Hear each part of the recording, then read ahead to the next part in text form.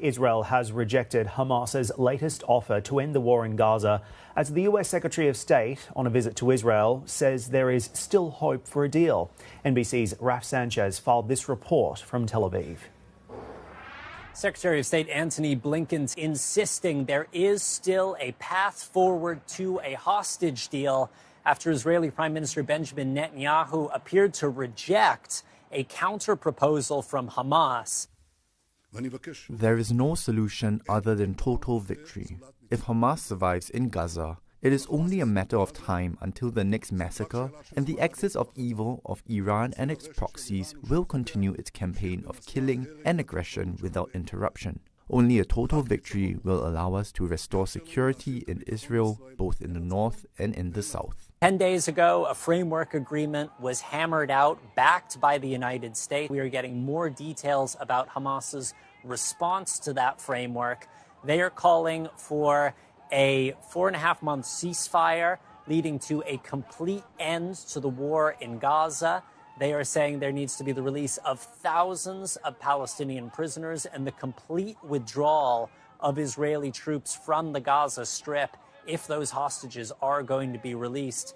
Prime Minister Netanyahu calling those demands delusional, saying that he will fight on until total victory in Gaza. The Secretary of State trying to walk a delicate diplomatic line, saying that while there are some non-starters in Hamas's proposal, there is room to move forward, and he believes that a deal can still be reached.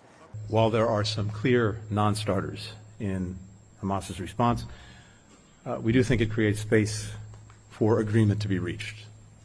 And we will work at that relentlessly until we get there.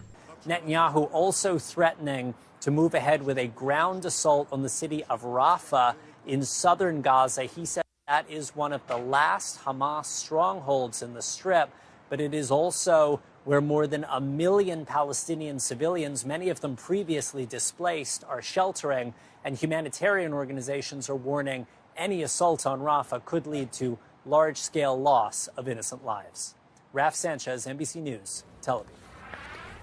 Reaction and analysis now with Mehran Kamrava. He's a professor of government at Georgetown University in Qatar. He joins me live from Doha. Mehran, it's great to have you on today, and thank you for your analysis on this rapidly unfolding situation with the Secretary of State in the region to try and hammer out some kind of an agreement here.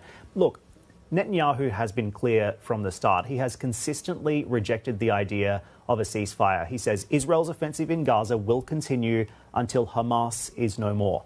I get the sense that that is not a view that the Secretary of State can change. What's your view? You're absolutely right. There's some pressure on Netanyahu from the United States to end the hostilities, end the war, because this is becoming politically costly for Washington. And as we all know, there's an election coming up, and every policy being pursued now has direct bearing on the U.S. presidential elections. But Netanyahu is steadfast in his determination to continue the war because of his own domestic political predicament. So for how long will the United States allow this to drag on? And do you think Netanyahu is, in fact, on track for what could be a domestic political reckoning, unless there is some kind of progress being made here? Well, there are 2 points of pressure on Netanyahu domestically. One major, the other one not so much. The major one comes from his right flank within his own cabinet and within the Knesset of people trying to push for further depopulation of Gaza.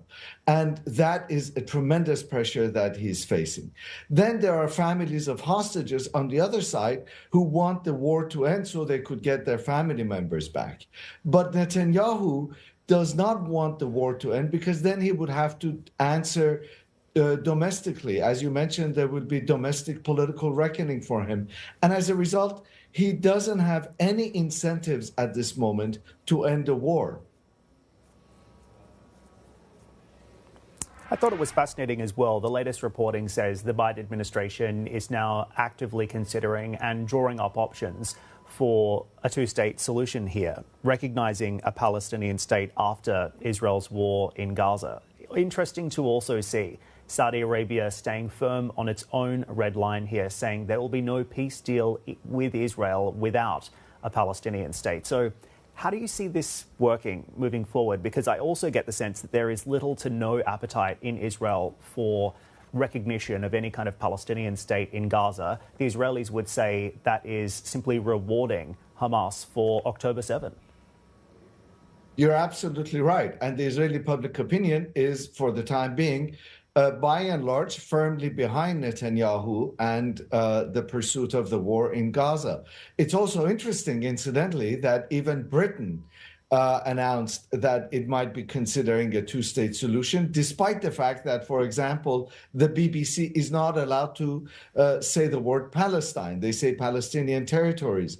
So we're at an interesting moment of probable historical precipice where we could either see the further depopulation of Gaza, or we might even see some recognition by the United States, by some members of the European Union and by the UK of some sort of self-governing Palestinian entity that goes beyond the current setup that the Palestinian Authority represents. But I'm afraid that might be a little too late. Too little, too late, because we all know that at present circumstances, a Palestinian state is really not quite viable. At least for now. Mehran, before I let you go, and I have to point out that you can give us a really interesting perspective on this because you're, of course, working for an American university, but you are based in Doha, which is a real seat of negotiations. Explain to me how you see any kind of deal working out between Israel and Hamas now. What should we be looking out for in terms of signs of progress, in terms of any kind of development that's going to move the needle on this? Unfortunately, it's impossible to come up with any kind of a win-win scenario insofar as negotiations are concerned. And if there's going to be negotiation, it will have to be one in which both sides will have to give something up. And nobody will be happy. But that is the only way to end the unfolding tragedy that has resulted in the loss of more than 27,000 lives. And the other factor is we thought American, probably French, Egyptian, and now Qatari involvement, there's too much bad blood for the Palestinians and Israelis to work out their differences by themselves. So there's a need for continued proactive American and other countries' diplomacy.